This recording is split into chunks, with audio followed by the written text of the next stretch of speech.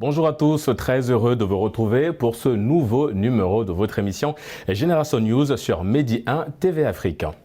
La fièvre de la télé-réalité a gagné tout le monde, portée par son succès. La télé-réalité s'invite dans les salons et s'installe également dans la vie de nos enfants. Quelle influence peuvent-elles avoir chez les adolescents? Nous allons consacrer la première partie de cette émission à cette problématique. En deuxième partie, il s'agira pour nous d'explorer les modes de transmission et les modalités d'apprentissage dans la durée pour comprendre comment s'opère la différence parents-enfants dans le domaine culinaire. Et pour en parler, aujourd'hui, j'ai le plaisir de recevoir Chloé. Chloé, vous êtes slameuse, artiste slameuse. C'est votre deuxième participation à cette émission. Merci également d'avoir répondu présent. Merci, je suis ravie d'être là. Nous recevons également Chérubin. Chérubin, deuxième participation. Vous étiez déjà là à la toute première émission de Génération News. C'est encore un plaisir de vous recevoir. Tout à fait. Et merci Régis de m'inviter une fois de plus à cette émission. Et nous avons également le plaisir de recevoir Grace. Grace, vous êtes restauratrice. Première participation à Génération News, évidemment. Merci d'avoir répondu à l'invitation. Merci Régis de m'avoir invité sur ce plateau. Et nous allons terminer avec notre ami Steven. Steven, vous êtes étudiant en droit. Merci également d'avoir répondu à notre invitation. C'est moi qui vous remercie. Je suis honoré. Alors, nous allons tout de suite entrer dans le vif du sujet. Je parlais évidemment de télé-réalité. Quel impact aujourd'hui ces télé-réalités peuvent avoir sur les adolescents chérubins? D'abord, merci pour cette question. Elle est importante puisqu'elle fait suite à un constat que vous venez de faire. Les télé-réalités se sont invitées dans nos salons, voilà. Et donc forcément, il faudrait en parler. Alors d'abord, les télé-réalités, qu'est-ce que c'est? Si on peut faire une tentative de définition, il s'agit là de filmer le quotidien de ceux qui vont y participer. Et ensuite, ça va être relayé dans les médias, etc. Donc forcément, moi, je retiens que ça peut avoir des conséquences positives, mais également négatives sur les téléspectateurs. Alors, moi, j'aimerais beaucoup axer mon argumentation sur les conséquences négatives, parce que je considère que c'est là qu'il faudrait faire des efforts en vue d'améliorer les choses. Qu'est-ce que ça peut avoir comme conséquences négatives? D'abord, tout à l'heure, dans la définition que je viens de donner, il s'agit là de filmer le quotidien d'un certain nombre de personnes. Donc forcément, ça peut pousser ceux qui sont accros à pouvoir s'identifier à tel ou tel personnage. Sans toutefois, en oubliant bien évidemment que les personnes qui y participent sont en plein jeu en train de participer. Il y a un scénario, il y a tout un scénario, tout est prévu et donc il faut faire extrêmement attention. Ça peut avoir des conséquences négatives également au plan scolaire. Il y a beaucoup de fans aujourd'hui et donc on peut avoir des étudiants, des élèves qui ne puissent faire que ça et ça peut impacter négativement sur le rendu scolaire de ces adolescents.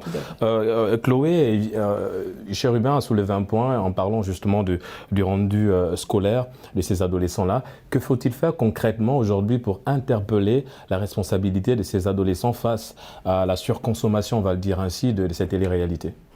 Oui, déjà, les adolescents ont un problème, c'est qu'ils sont encore comme... ils ont un cerveau un peu comme une éponge ils prennent tout sans pour autant mettre un filtre. Donc, ça veut dire que tous les aspects de la télé-réalité, ils le prennent et ils l'adaptent à leur vie. Ils pensent que ce qu'ils voient, c'est la vraie vie et du coup, ils veulent adapter cela à leur vie à eux. Et pour essayer de limiter cela, toujours la sensibilisation, on ne va jamais cesser de parler, on ne va jamais cesser de sensibiliser les gens et au sein de la maison, peut-être essayer de mettre des règles qui visent à amoindrir ou bannir même ces ces téléréalités-là. On a parlé de la sensibilisation grâce, évidemment, ça reste le point essentiel pour essayer de pallier à ce phénomène qui s'installe aujourd'hui un petit peu partout sur le continent. Alors, la sensibilisation, mais il y a également la responsabilité des parents grâce. Effectivement, le parent a droit à interdire l'enfant de regarder une émission qui n'est pas conforme à l'éducation. Parce que c'est le parent qui subit, disons, ce que l'enfant peut prendre comme conséquence ou bien comme comportement bien de bon exemple, au fait. Donc, chaque parent a le droit de mieux, d'abord de montrer à l'enfant ce qu'il doit suivre. C'est-à-dire, s'il y a une émission qui passe dans l'amour, dans le calme, on peut venir parler à l'enfant. Parce qu'aujourd'hui, le piège des téléréalités, c'est que les téléréalités sont infiltrées dans plusieurs chaînes télévisées. Et l'enfant a le droit de choisir. Une fois que tu lui donnes soit la télécommande, tu lui dis oh, choisis ce que tu veux regarder, il tombe sur n'importe quoi et ça peut impacter sa vie.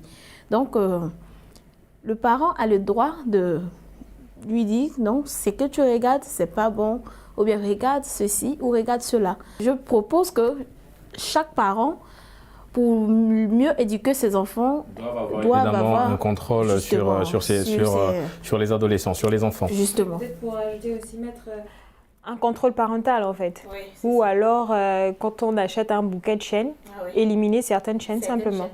On a parlé tout à l'heure du comportement, Steven, en ce qui concerne le comportement, c'était les réalités, c'est ça aussi parce qu'on parlait à l'intérieur de ce jeu-là qui est scénarisé, mais c'est violent ce qu'on voit à l'intérieur aussi, donc ça peut impacter directement sur les adolescents.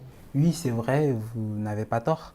C'est vrai que ces téléréalités-là peuvent impacter sur les enfants et c'est justement le but attendu par ces chaînes de télévision qui ont des sponsors et qui font parfois la promotion de certaines marques. Il y a des marques qui habillent ces personnes-là et quand les personnes sont présentées à la télé habillées comme cela et que on souhaite que ça puisse impacter sur l'enfant pour que l'enfant puisse acheter le même produit ou consommer le même produit.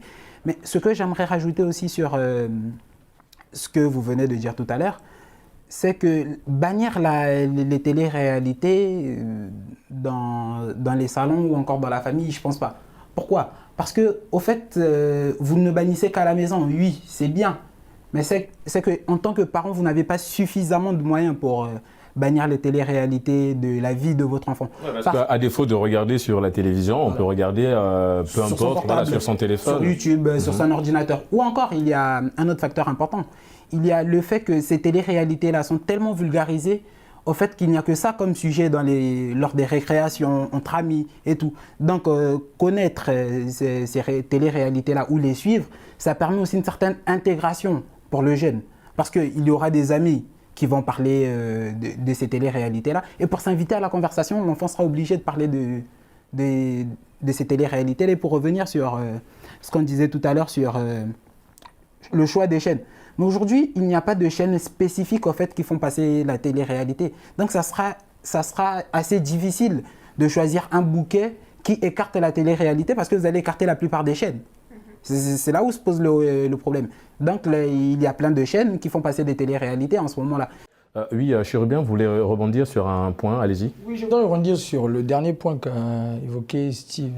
Je suis parfaitement d'accord avec ce qu'il dit, parce que je pense qu'il faut tordre le cou à l'idée qu'on puisse tenir les adolescents loin de ces téléréalités. Moi, je pense qu'il faut faire, c'est de responsabiliser les jeunes. Voilà, leur faire prendre conscience que ce sont des programmes qui peuvent avoir des contenus choquants, des contenus, comment je veux dire, parfois sexistes. Voilà, donc c'est à eux de savoir ce qu'il faut prendre ou ce qu'il ne faut pas prendre. Voilà. Justement, et par rapport à ça aussi, évidemment, ça c'est le rôle des parents, responsabiliser les enfants. Chloé, c'est aussi pousser l'enfant à avoir un esprit critique. Bien sûr, on ne peut pas laisser à un enfant de regarder tout ce qu'il veut. Mais en même temps, on doit aussi essayer d'éveiller son intellect ou bien son esprit critique aussi.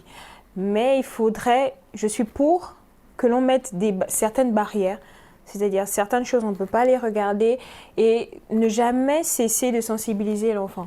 Et ça dépend aussi de la forme d'éducation, bien de la culture que l'on a aussi.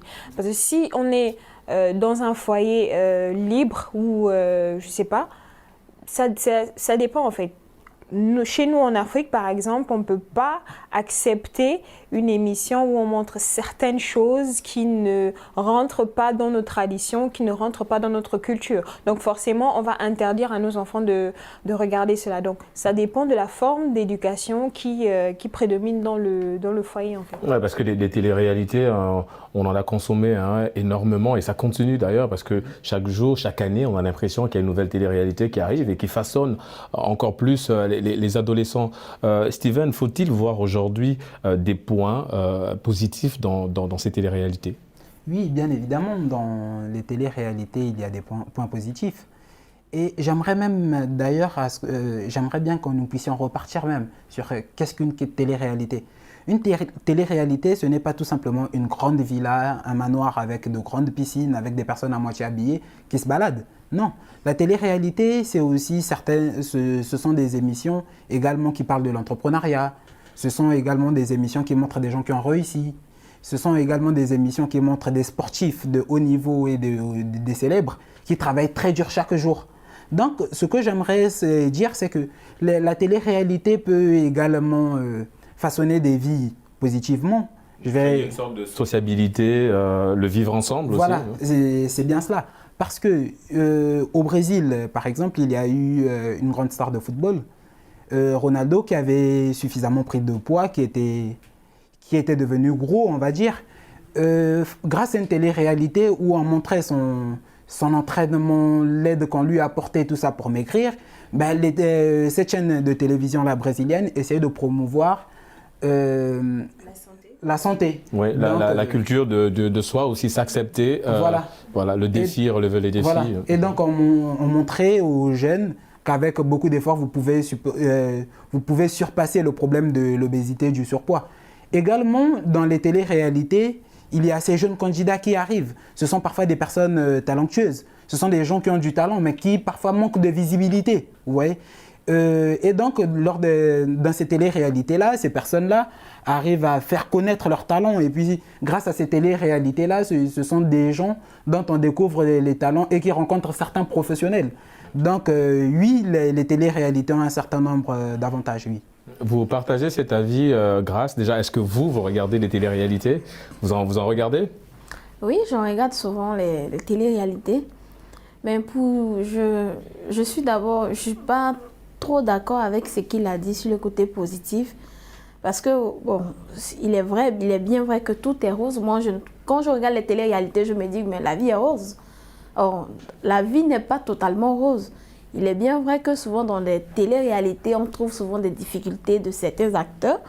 Mais quand beaucoup se fient à ces téléréalités, bon, je trouve qu'il y a plus de rose que de... disons qu'en fait, ce n'est pas totalement la vraie vie qu'on voit. Oui, justement, tu sens que c'est de l'illusion, en fait. C'est carrément de l'illusion. Et beaucoup s'inspirent de cette télé-réalité sans savoir que ces télés sont rien que la distraction. Et en parlant de ça, oui, allez-y, Chloé. Peut-être que c'est le côté marketing. Lorsque l'aspect marketing prend le dessus, comme le disait tout à l'heure Steven, il y a beaucoup d'entreprises ou bien des sociétés ou des marques qui ont des intérêts dans ces téléréalités. Donc, du coup, l'aspect marketing prend un peu plus de dessus. Donc, ce n'est pas réaliste. Par contre, une téléréalité qui montre la vraie vie, qui montre la réalité des choses, comment, par exemple, Ronaldo, comment il vit au quotidien sa condition. Ça, par exemple, ça peut éveiller les consciences, ça peut aider. Ça, par contre, c'est bénéfique. Mais si l'aspect marketing prend plus de dessus qu'autre chose, là, par contre, l'aspect négatif Allez-y, Chérubin. Oui, effectivement, lorsqu'on parle de télé-réalité, la première question qu'il faut se poser, c'est de quelle télé-réalité on parle? Est-ce qu'on parle de Secret Story? Est-ce qu'on parle de la télé-réalité? Oui, il y a la famille Kardashian aussi. La famille Kardashian. Est-ce qu'on parle de cette télé-réalité de Ronaldo? Voilà, donc tout doit être... il faut savoir distinguer. Voilà, tout n'est pas mauvais dans cette histoire de télé-réalité. Mais encore une fois, moi je pense qu'il faut davantage responsabiliser les jeunes sur les conséquences négatives que ça pourrait avoir.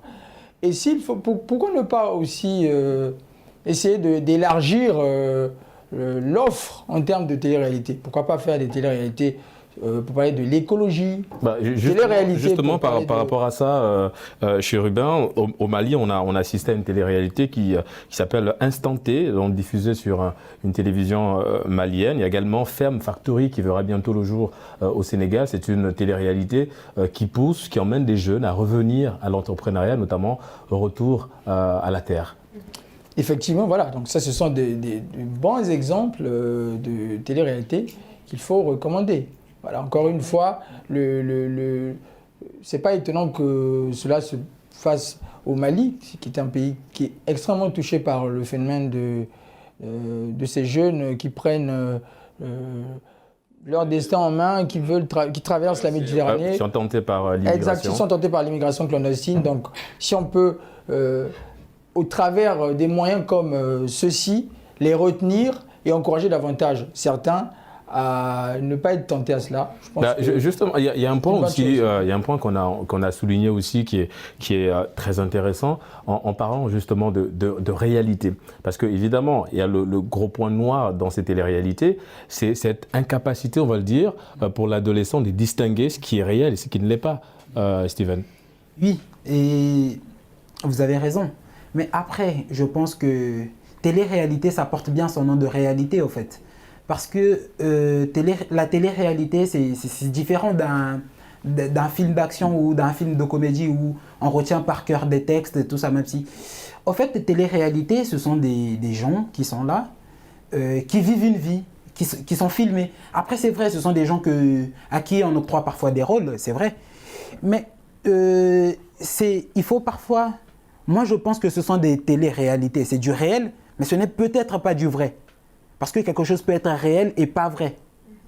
Donc, pour moi, les télé-réalités, dans les télé-réalités, on voit des vrais hommes. On voit des gens avoir des vrais problèmes de famille. Oui, mais ce qu'on apprend réellement, je veux dire, il y a un point qui a été souligné par Chloé dans son argumentaire en parlant du français qui est un petit peu écorché, voire totalement saccadé par ces candidats-là, qui ont un français approximatif, on va le dire ainsi. Oui. Est-ce que l'adolescent, il apprend réellement au contact de ces candidats qui, on va le dire, malmènent un petit peu la langue de Molière? C'est vrai qu'il y a ce problème-là, mais ce problème ne se pose pas qu'au niveau des téléréalités. La langue de Molière mal parlée, il y en a partout. Il y en a dans la musique, il y en a dans le cinéma traditionnel, il y en a dans plein d'aspects. Au fait, dans télé-réalité, il faut voir qu'est-ce que vous consommez. Parce que c'est ça le problème. Et puis, moi, je pense que tout va de l'éducation. Dans l'éducation, pour moi, il y a des fondements, il y a une base. Parce que la télé-réalité, n'oublions pas, c'est de la télé. La télévision, c'est d'abord du divertissement. On n'essaie pas forcément Le premier but n'est pas forcément de vous former au plus haut point. Ce n'est pas l'école. Oui. Donc c'est pour essayer de détendre les gens. Et n'oubliez pas que c'est ce qui se vend le mieux.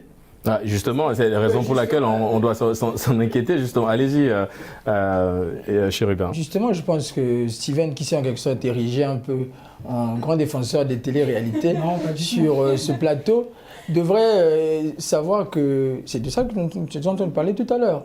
Qu'il y a plus de conséquences négatives que positives.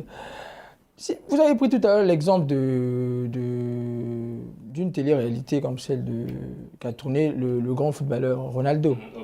Bon, une télé-réalité pareille, je pense que qu'est-ce qu'on veut que les gens qui la regardent retiennent. Mais évidemment, ça dépend vraiment du message même.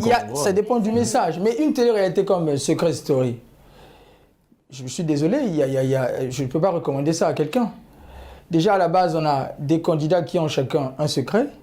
Et donc, qui vont, tout au long de leur film, entre guillemets, essayer de garder le plus longtemps possible ce secret pour ne pas se faire avoir. Et donc là, qu'est-ce que ça envoie comme image, comme message? C'est le mensonge qui est mis en avant. Qu'est-ce que ça envoie d'autre comme image? On se permet de filmer, de mettre à nu les émotions, les sentiments des personnages qui sont justement là. Donc, on piétine même la vie privée. Donc, voilà. Donc, encore une fois, Steven, je reviens sur ce que je disais tout à l'heure. Il faut partir du constat qu'il faut plus responsabiliser les jeunes. Il faut responsabiliser les jeunes. Oui, allez-y, Chloé. Et ces secrets, parfois, il faut le dire, ces secrets sont immoraux. Ils sont... Effectivement, on se permet parfois de filmer leurs ébats sexuels, diffusés gratuitement en toute liberté. Effectivement, donc, il faut faire extrêmement attention quand on aborde ce genre de sujet. Quelque chose à ajouter par rapport à ce qu'il a dit, comme on l'avait dit. C'est vrai qu'aujourd'hui, beaucoup s'inspirent, soit si un enfant ou un adolescent regarde cela, ça lui pousse déjà à se donner à une vie de... Évidemment, un peu, anticiper, on va le dire, dans ce domaine-là. Donc, c'est exposer aussi les enfants, parce qu'il n'y a pas que les grands, mais il y a aussi les enfants qui sont exposés à ce genre de télé-réalité. Donc, j'insiste que c'est pas forcément... Il n'y a rien de positif. Il n'y a rien de positif. Aujourd'hui, les gens utilisent cette distraction pour gagner de leur vie, gagner de l'argent. Mais il faut dire qu'il y a des vies qui sont pourries et qui sont aussi... Et en parlant des vies impactées, justement, on a eu un cas dans un pays africain, justement, c'était au Kenya, une jeune fille, enfin une adolescente de 16 ans a failli se donner justement la mort après avoir fait le constat qu'un personnage masculin pour qui elle avait de l'affection dans une télé-réalité était malheureusement sorti de la compétition, ce qui fait qu'elle n'a pas supporté évidemment l'élimination du personnage et elle a failli se donner la mort. Donc c'est montrer à quel point effectivement ça joue également sur la psychologie même de l'adolescent, Chérubin.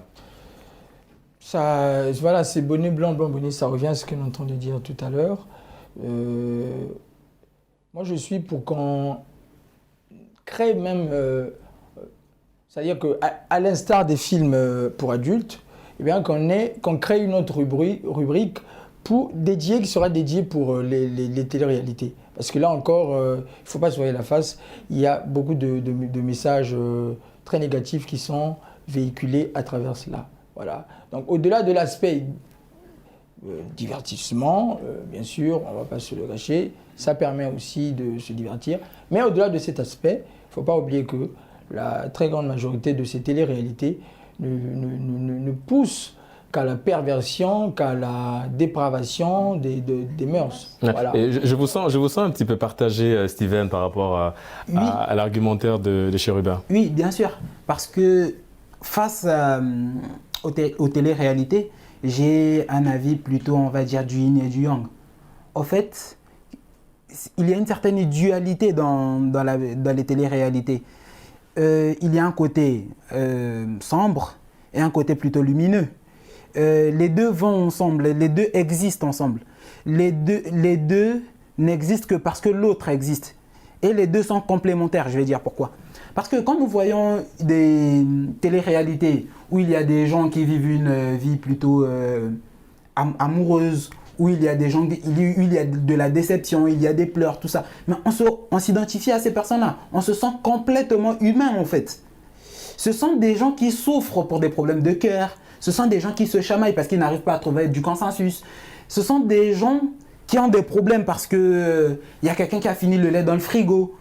Donc, ce que je suis en train d'essayer de dire, c'est que ce sont des problèmes que nous rencontrons au quotidien. Exactement, au quotidien, oui. Donc, on s'identifie parfois à ces choses-là. Et face à une certaine personne qui prend de la hauteur dans une télé-réalité, mais face à mon petit frère, je pourrais prendre la même hauteur. Arrêtons les films, puisque dans les films, on retrouve la même chose. Par contre, ce que je voulais dire, c'est que c'est vrai, ce sont des problèmes que l'on rencontre au quotidien, c'est vrai.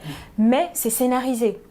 Et à partir du moment où c'est scénarisé, évidemment, pour moi, eux derrière, pas, ils sont payés et ce n'est plus vrai. Voilà, et c'est l'heure pour nous de marquer une courte pause. Messieurs et mesdames, nous allons nous retrouver dans une poignée de minutes pour la deuxième et dernière partie de votre émission Génération News sur Medi 1 TV Afrique. À tout de suite.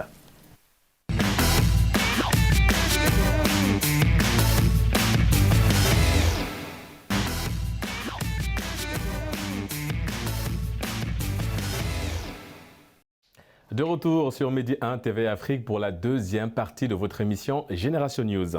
Nous allons à présent parler de la cuisine, de l'art culinaire, en parlant évidemment de transmission. Mais est-ce réellement le cas aujourd'hui, Chloé? Peut-on parler de transmission culinaire chez les adolescents? Je peux dire oui et non. Oui, parce que c'est ancré en nous en fait. Dans notre culture africaine, une femme doit savoir préparer.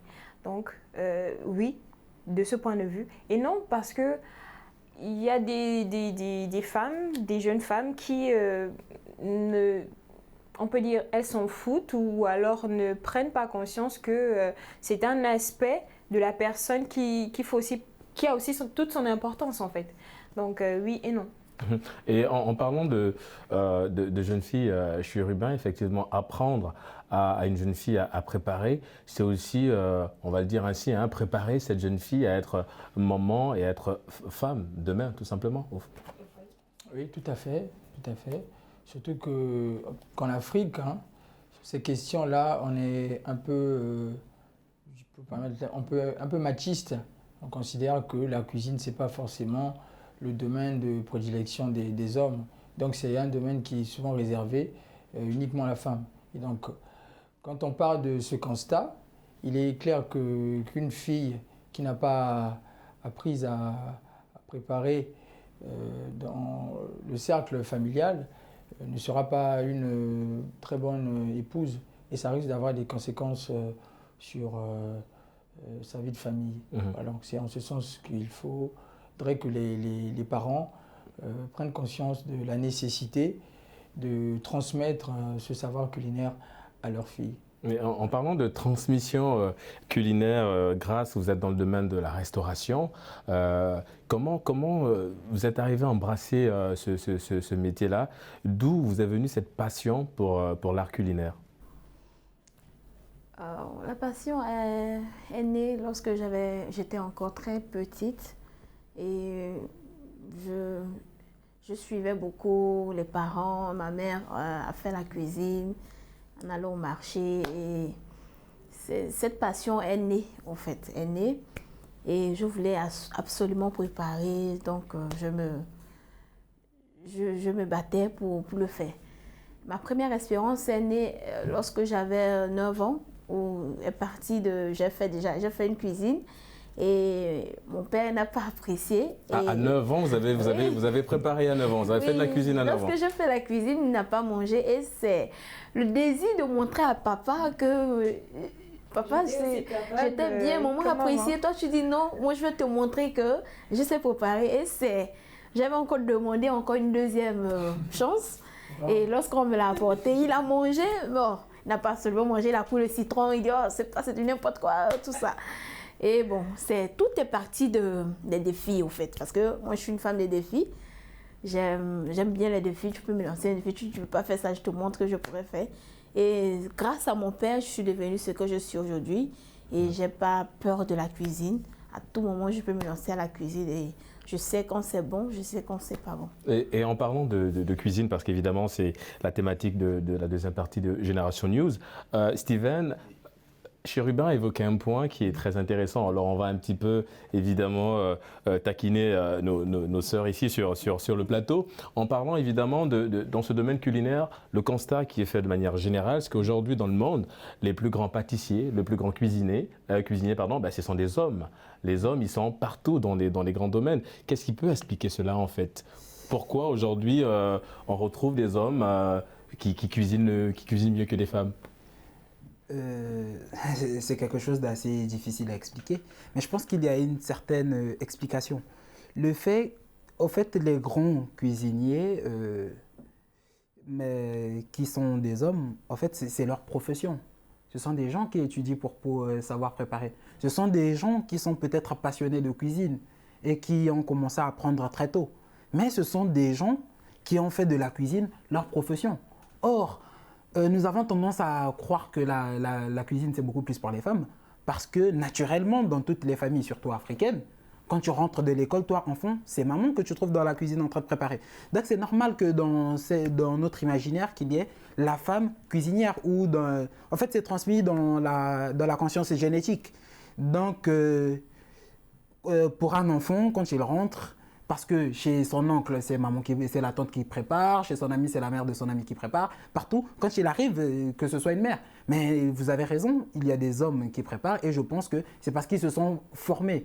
Et puis, qu'on puisse dire que les hommes sont moins cuisiniers que les femmes ou ne cuisinent pas assez bien, mais c'est juste à cause de cette vue-là qu'on a du monde, comment on dit, par rapport à notre culture. Si vous arrivez dans un milieu je crois, j'ai lu dans un article qu'il y avait un pays en Asie de l'Est, je ne sais plus lequel, qu'il y avait un pays où c'était les femmes qui commandaient. C'était en Inde, c'est en Inde. Certaines ethnies Voilà. indiennes, les femmes sont chefs Voilà. de famille, un peu Donc, comme ça se passe pour voilà. les hommes. Donc, la femme a de grandes étendues de terre et ce sont les hommes qui travaillent, tout ça.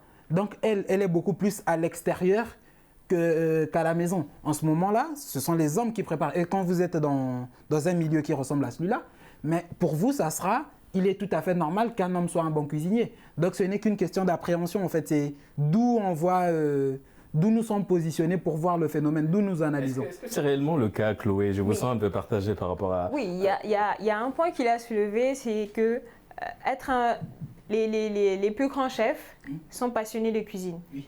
C'est pas parce qu'on est un chef qu'on est passionné de cuisine. Moi, ma mère, elle est passionnée de cuisine, elle prépare absolument bien, mais elle n'est pas chef. Donc, la seule différence, c'est juste qu'elle n'a pas choisi d'en faire un métier. C'est tout. Mais la passion, elle est partagée par toutes les personnes. Je tenais à ajouter quelque chose par rapport à ce que Sylvie a dit.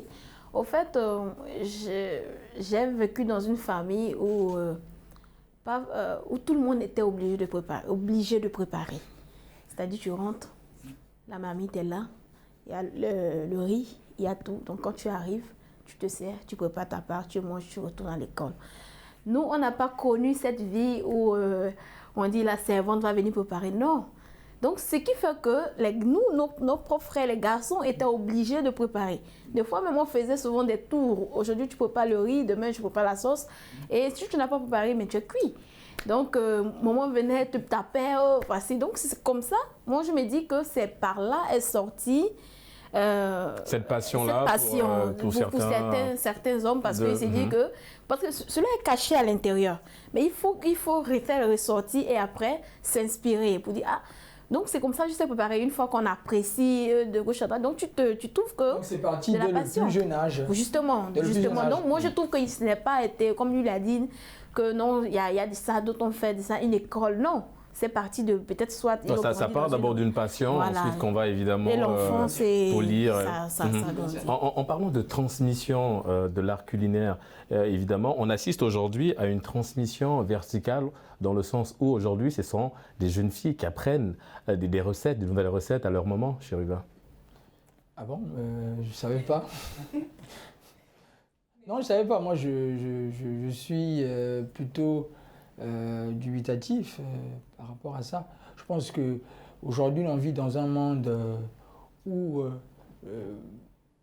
on n'a vraiment plus besoin. Parfois, on se pose même la question de savoir est-ce la peine de préparer quand on voit tous ces tous ces restaurants, les fast-food qui sortent comme des champignons autour de nous.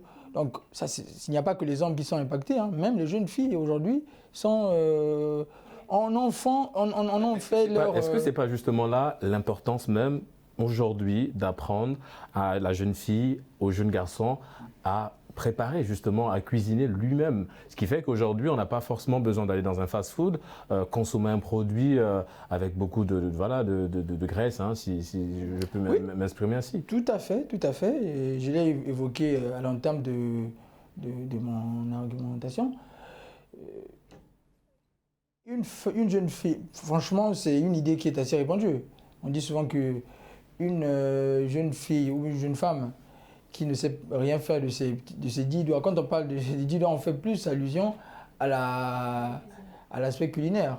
Voilà. Donc une jeune femme qui n'a pas des talents culinaires ne sert à rien. Elle représente un décor. Elle représente pour l'homme qu'un simple objet excusez-moi le terme, un simple objet de plaisir. Donc, il est impératif, notamment pour les sociétés africaines, de rester telles que nous sommes. N'essayons pas de changer en se reflétant par rapport à ce qui se passe ailleurs. Restons tels que nous sommes. J'invite, je profite de votre canal pour lancer un message à toutes les mamans du monde de continuer comme elles ont elles-mêmes fait l'objet, donc de continuer à transmettre des savoirs culinaires à leurs jeunes filles, parce qu'il en va aussi de la survie comment je vais dire, de la réussite d'un foyer. La réussite de nos foyers, mais aussi de tous ces savoirs culinaires en Afrique. Parce que s'il n'y a plus de transmission, eh ben, ça disparaît. Mais en parlant de transmission, justement, on va revenir. Vous êtes ivoirienne de nationalité Grasse. Est-ce qu'aujourd'hui, le attiékéton qui est préparé aujourd'hui, est-ce que jadis c'était la même manière? Est-ce que nos grands-parents préparaient le attiékéton comme aujourd'hui c'est fait à Abidjan, en Côte d'Ivoire? Oui, bon. À l'époque, il n'y avait pas attiékéton. C'est au fur et à mesure que c'est sorti. Parce que, comme vous l'avez évoqué tout à l'heure, nos mamans ont créé la cuisine. Nos mamans ont créé à l'époque. Mais aujourd'hui, c'est nous les jeunes qui apprenons plus au moment. Parce que nous, l'enfant est comme ça. Une fois qu'il a déjà appris, il s'est dit, il est plus attaché à la nouvelle génération, à la nouvelle information. Mais est-ce que c'est le cas pour vous? Je veux dire, par exemple, attiékéton, attiéké-poisson, ça reste aujourd'hui le Garba 50, hein, ça reste le menu très consommé à Abidjan. Oui. Mais est-ce qu'aujourd'hui, vous, en tant que restauratrice, vous avez apporté une touche nouvelle dans ce menu-là? Oui, par exemple, le Garba, l'attiéké, il se prépare avec du manioc. Et lorsqu'on prend l'attiéké, on l'écrase, après on le sèche, on le fait cuire à la vapeur. Aujourd'hui, excusez-moi, auparavant, lorsqu'on fait le garba, on prenait juste du piment frais et un peu de sel. Et ça, c'est parce qu'avant, il n'y avait pas de cube. Aujourd'hui, moi, par exemple, si je dois vous faire du garba, je vais ajouter le cube, je vais soit ajouter la tomate, un peu de sel, un peu même de persil, un peu pour assaisonner cela mieux. Alors, quand tu arrives en Côte d'Ivoire, il y a des moments qui te préparent le garba d'une manière villageoise, en fait. Bon, nous, on appelle ça villageoise parce qu'on se dit c'était l'époque où on te prend juste le poisson, on te fait frire et on te met sur l'attiéké, un peu de sel, un peu de piment, à toi de choisir l'oignon. Puis bon. Mais aujourd'hui, tout est modernisé parce que on essaie de mieux renforcer cela. Mon garba est différent de celui de ce qui est proposé par évidemment nos grands-parents. Voilà. Oui, allez-y Chloé. Pour rajouter aussi, ce n'est pas mauvais de moderniser les plats. Par exemple, avant, le plat de bergine, c'était simplement on fait le bergine, le sel, l'huile et tout. Et après, paf, on met dans une assiette et on découpe le manioc. Mais maintenant, avec un chef par exemple, il va soigner la présentation, peut-être ajouter les chips de bergine et ainsi de suite. Mais l'essence même du plat sera pareil. Donc, sur ce point-là, pour moderniser le plat, je suis pas contre. Et l'importance aussi de savoir cuisiner, de transmettre cet art culinaire-là aussi, il faut pas oublier l'aspect social. Parce que manger en famille, sur une table, c'est quelque chose d'extraordinaire. Ça permet de raffermir les liens, en fait. Donc, c'est cet aspect-là. Les restaurants, la multitude de restaurants, ainsi de suite, c'est vrai, c'est beau. Mais c'est important de savoir cuisiner soi-même. Parce que cet aspect social-là, on doit le préserver. C'est un peu limité ce qu'elle dit parce qu'on peut aussi se retrouver autour d'une table avec chacun en train de manger des burgers. Donc, est-ce que c'est... Oui, mais... C'est différent parce que là, ce sont des burgers. C'est un fast-food. Mais les Américains ont quelque chose que j'aime bien dans leur culture, la soul food. C'est-à-dire que même dans la préparation, toute la famille se retrouve là. On prépare ensemble, chacun apporte sa pierre à l'édifice. Et ça crée une connexion, évidemment. Et ça crée une connexion. Et ensemble, allez-y, Steven, vous voulez rebondir sur un point, allez-y. Oui, bien sûr.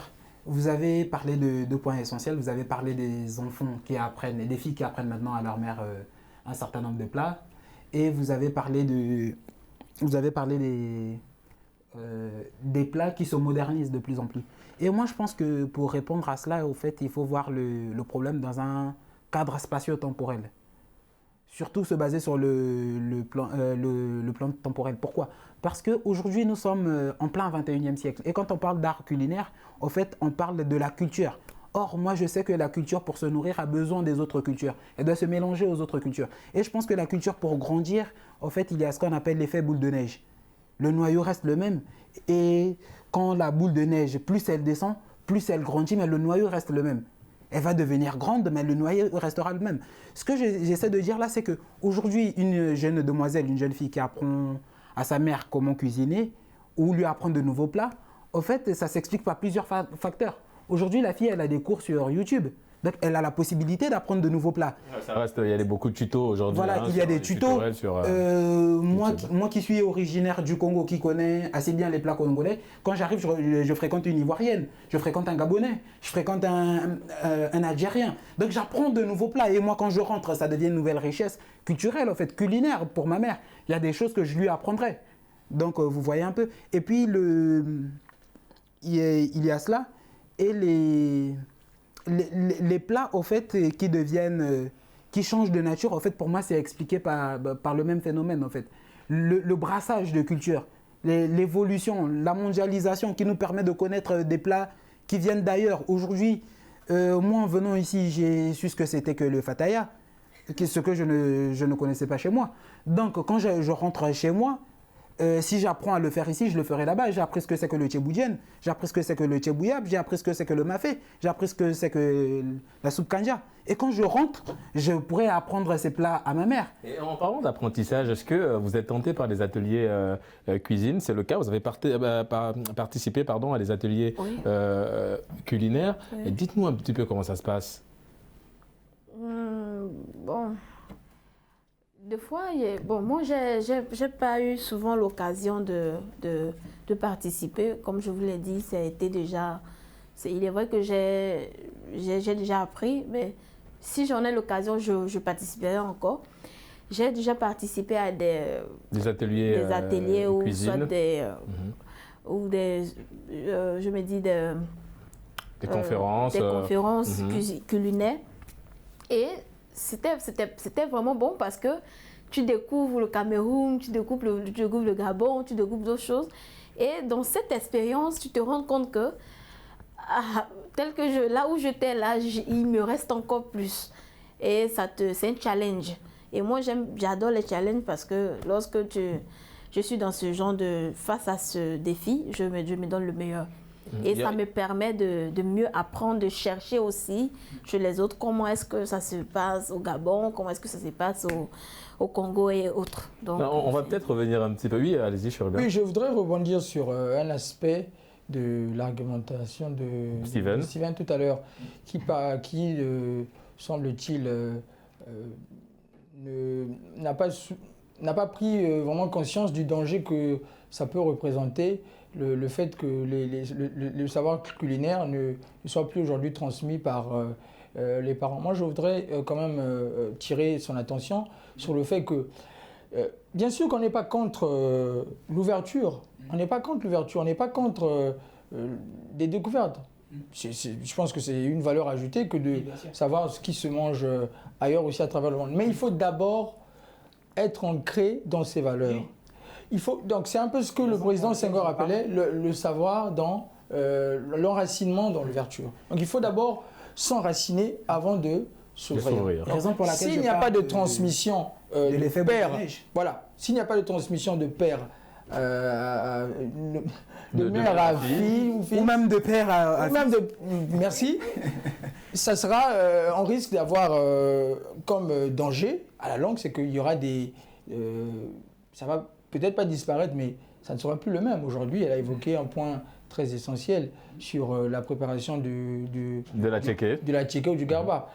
Les gens se sentent mieux à l'aise aujourd'hui avec un garba qui est préparé avec du cube plutôt qu'avec du sel. Mais si on continue comme ça ne sera plus authentique, ça ne sera plus le même. Donc, c'est quand même important de transmettre le savoir. Et puis après, s'il le faut, il faut s'ouvrir. Mais en parlant de transmission de savoir, Chloé, est-ce que c'est le cas? Vous avez des grandes sœurs, vous avez des petites sœurs. Comment ça se passe entre filles, entre sœurs? Est-ce que vous partagez des recettes? Est-ce que vous vous aidez aussi en termes d'art culinaire? Vous apportez des plats nouveaux, vous proposez? Bien sûr, avec ma grande sœur, je n'ai qu'une grande sœur, je n'ai pas de petite sœur. Donc avec ma grande sœur, on a parfois on fait ce qu'on appelle, bon, c'est pas des ateliers culinaires, mais parfois on se lance des petits défis, des recettes qu'on a vues peut-être sur YouTube, ou alors des recettes de notre mère, de nos grands-mères, ainsi de suite. On va voir qui prépare le mieux. Donc, c'est aussi notre culture, en fait, de savoir, par exemple, les feuilles de manioc. Ça, c'est un plat typique du Gabon. Et qu'on retrouve aussi au Congo, aussi, avec... Là, je voudrais tordre le cou à l'idée que ce serait le plat typique du Gabon. Chez nous, aussi, c'est un plat national, ça s'appelle le sakasaka. Ah ouais. Et c'est... Évidemment, la transmission culturelle, elle est le type toujours de là. préparation et le nom n'est pas pareil. Par exemple, vous appelez ça le sakasaka, nous on appelle ça les feuilles de manioc, par exemple. Donc, traditionnellement, il y a une manière traditionnelle de préparer et il y a aussi une manière moderne. Et dans la manière traditionnelle, par exemple, avec les feuilles de manioc, c'est... on n'ajoute pas peut-être... il y a le sucré et le salé aussi. Donc, dans le sucré, par exemple, on ne va pas mettre le sucre raffiné, parce que ça, c'est moderne. Mais dans la tradition, par exemple, pour sucrer les feuilles de manioc, on utilise de la banane très mûre. Et comment vous avez appris à préparer ces plats? Est-ce que ça s'est passé justement par moment? C'est le moment qui a montré le procédé, tout le processus pour arriver à un plat évidemment intéressant à déguster? Bien sûr. Comme je l'ai dit au début, chez nous, les Africains, une femme doit forcément savoir préparer. Elle doit savoir faire quelque chose de ses 10 doigts. C'était quoi votre premier plat que vous avez préparé? C'était lequel? Mon premier plat, alors je pense que je devais avoir 9 ans, 8 ou 9 ans. C'était quelque chose de basique. Hein. C'était un début. J'avais fait du riz. Et c'était pas mal quand même. C'était pas mal quand même. Donc voilà, c'est à chaque fois, ma mère, quand elle va au marché, elle revient avec les courses et tout, je suis là derrière elle, ou alors elle m'appelle, me dit viens voir, viens regarder. Et j'ai gardé cette habitude-là en fait. Je la regardais cuisiner, je la regardais faire, et au fur et à mesure, j'ai appris à préparer en la regardant. Chez Rubin, il y a également la France et d'autres pays qui ont installé des ateliers cuisine, culinaire, dès la maternelle. Ça reste évidemment une belle initiative. Forcément, c'est une très belle initiative. D'ailleurs, je pense qu'il faudrait que nous autres Africains puissions regarder ce qui se fait aussi ailleurs pour essayer d'importer cette belle habitude. C'est une très bonne... Donc, je salue cette initiative et j'appelle les responsables africains de tous mes voeux à reproduire la même chose ici en Afrique. D'où l'importance vraiment aujourd'hui de transmettre cet art culinaire. Est-ce que c'est le cas pour vous aujourd'hui? Vous avez une petite sœur ou une grande sœur? Et en ce qui concerne la petite sœur ou le petit frère, parce qu'aujourd'hui les hommes aussi, voilà, ils savent mettre une marmite au feu.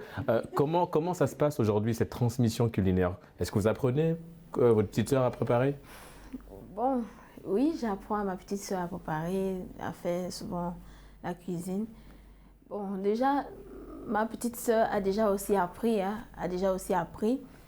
Comme nous sommes dans la nouvelle génération, c'est pas facile de pouvoir l'attirer. Mais il y a des plats qu'elle goûte, elle désire aussi le faire. Donc aujourd'hui, je me dis que